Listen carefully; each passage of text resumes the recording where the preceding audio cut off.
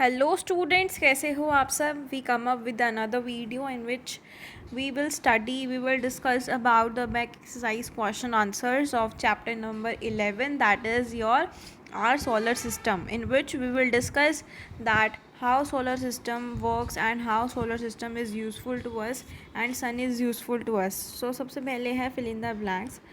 ठीक है, तो अर्थ है sometimes known as the dash planet. तो अर्थ को हम कभी कभी कौन सी प्लानट बोल देते हैं? Blue planet. तो right here blue.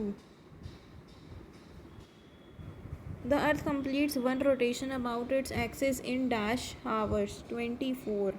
The main members of the solar system are the sun and dash planets 8.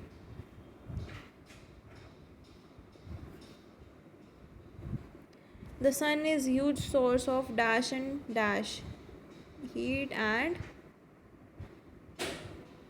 light. Day and night occur on earth due to its dash about its own axis. जब day और night कैसे होता है अर्थ पे? जब वो अपने axis पे खुद रोटेट करता है। तो rotate about its own axis. Next we will move towards B, match the following. सबसे पहले है रिंग्ड प्लैनेट। तो रिंग्ड प्लैनेट कौन सा होता है जिसमें रिंग्स बनी होती हैं? वो कौन सा है? Saturn. Largest planet is Jupiter. C. Natural satellite earth की है मून। विंडी प्लैनेट कौन सा पढ़ा था हमने? Neptune. Smallest planet that is mercury.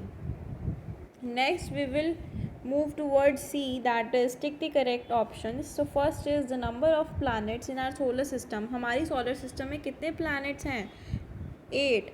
The planet which reflects large amount of sunlight falling on it. तो सबसे ज़्यादा sunlight किस पे पड़ती है? वो लाइट को रिफ्लेक्ट करता है सबसे ज़्यादा। वो कौन सा प्लानट है? हमने पढ़ा था Venus. The planet Uranus is also known as, Uranus को हम जोवियन प्लानट भी बोलते हैं. नेक्स्ट है हमारा fourth. The correct statement about the atmosphere of the planet named in it is Venus has mostly carbon dioxide around it. तो Venus की सबसे ज़्यादा सरफेस पे कार्बन डाइऑक्साइड प्रेजेंट है, तो इसलिए हम इसमें वीनस का पॉइंट टिक करेंगे. नेक्स्ट फिफ्थ है the fourth and six planet of the solar system are respectively. तो फोर्थ नंबर पे और सिक्स नंबर पे कौन कौन से प्लानट्स आते हैं हमारे सोलर सिस्टम में? मार्स जो फोर्थ पे है और सैटर्न जो सिक्स्थ पे है. So mark number B. Six है consider the following statements about the earth's moon. तो अर्थ के मून जो सैटेलाइट है, नेचुरल सैटेलाइट, उसके बारे में हमें कुछ स्टेटमेंट्स गिवन हैं. तो देखते हैं. A, the moon is earth natural satellite. Yes. We can see full moon after every 15 days. The moon is a non-luminous object. The moon takes nearly 18 days to complete one revolution around the earth. So the statements that are correct are the statements A and C. तो दो statements इसमें given है जो सही हैं. The first Indian satellite is, जो first Indian satellite थी उसका क्या नाम था? आर्यभट्टा. नेक्स्ट हम चलते हैं डी क्वेश्चन की तरफ. Answer the following questions in brief. Name the hottest planet in our solar system and is it closest to the sun. तो सबसे ज़्यादा हॉटेस्ट प्लैनेट कौन सा है?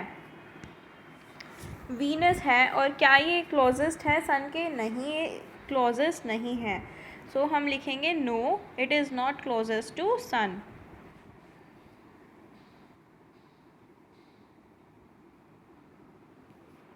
नेक्स्ट है how much time does the earth take to revolve around the sun. तो कितने time लगता है रिवॉल्व करने के लिए? 365 डेज. और one rotation about its own axis that is 24 hours. State the nature of the shape of orbit of planets. तो कौन सी शेप है ऑर्बिट की? एलिप्टिकल शेप है. सो right here elliptical.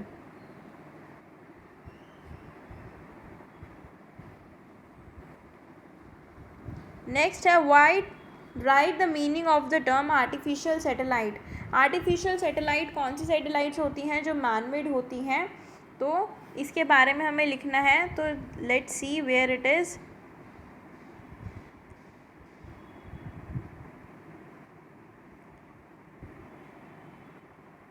Artificial satellites are the man-made satellites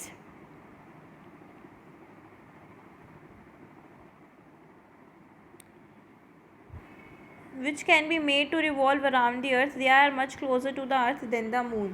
तो artificial satellites की हमें definition लिखनी थी तो हमने इसमें बता दी.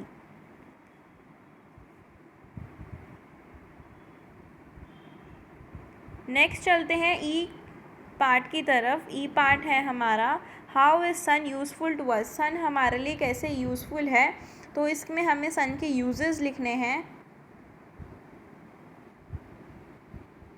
On the very first page we have read about the sun. तो सन की सारी जो हैं यूजेस वो हमें वही मिलेंगी.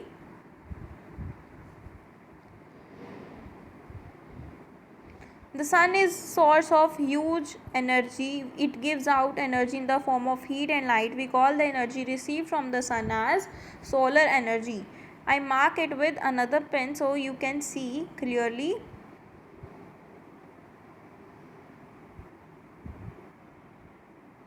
सो द सन इज़ ये ह्यूज एनर्जी है और इसकी जो एनर्जी हमें मिलती है वो सोलर एनर्जी के रूप में हमें मिलती है. And earth receive almost all of its energy from the सन.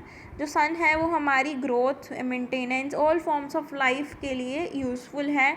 चाहे वो प्लांट हो, एनिमल हो, सभी सन के ऊपर डिपेंड है ताकि वो फूड बना सके. जो प्लांट्स होते हैं वो सनलाइट की प्रेजेंस में ही फूड को बनाते हैं और एनिमल्स भी फूड लेते हैं. किससे? डायरेक्टली या indirectly they get food from plants. We use solar energy in many ways. Solar cooker, solar geysers are use for making food, cooking food and getting hot water in our homes. So these are all the uses of sun. So this is E के first question में ये लिखना है. Next हम चलते हैं second question की तरफ.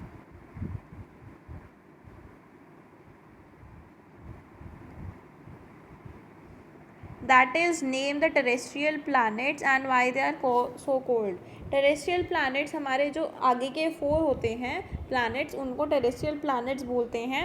तो क्यों बोलते हैं? क्योंकि वो रॉक्स और मेटल से मिलके बनते हैं. So that's why they are known as terrestrial planets.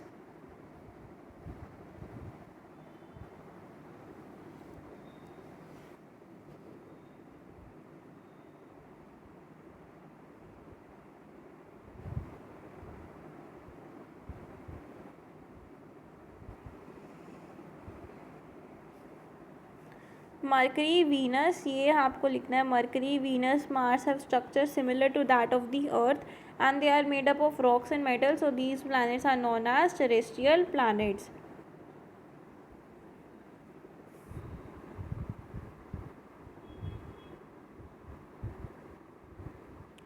Next है state the conditions necessary for existence of life on a planet.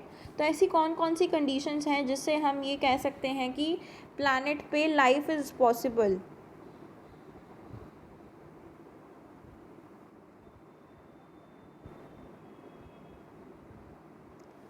So presence of atmosphere, presence of water on the surface, right size and right distance from the sun that enables it to receive just the correct amount of solar energy. These 3 points describe how a life is possible on a planet. तो E के third में you have to write this 3 points.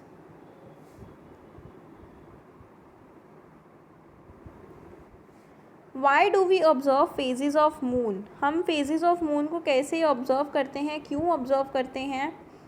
क्योंकि वो अपनी position को change करता रहता है with respect to sun.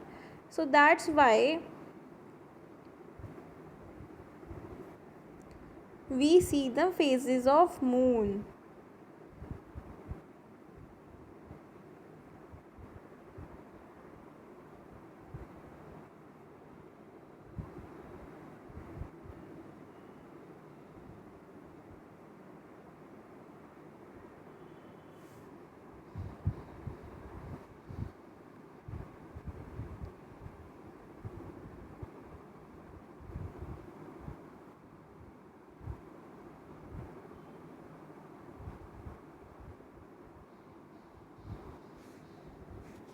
We all observe that the everyday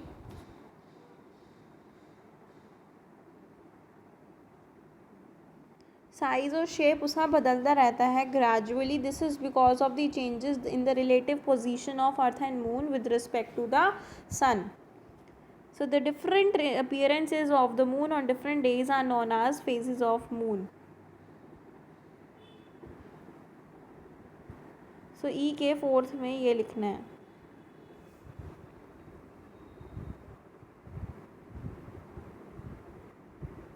next last question है हमारा, state two uses to which artificial satellites are being put.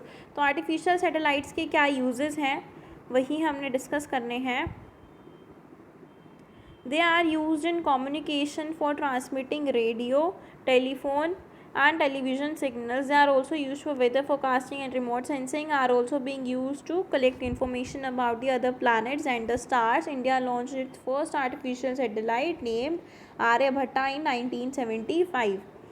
So E के फिफ्थ क्वेश्चन में ये मार्क करना है आपको और लिखना है अपनी नोटबुक्स में. So this chapter is completed. Now we will discuss the next chapter in the next video, so stay tuned for the next videos. And if you like my videos, please do like, share and subscribe to my channel for more such videos. Thank you.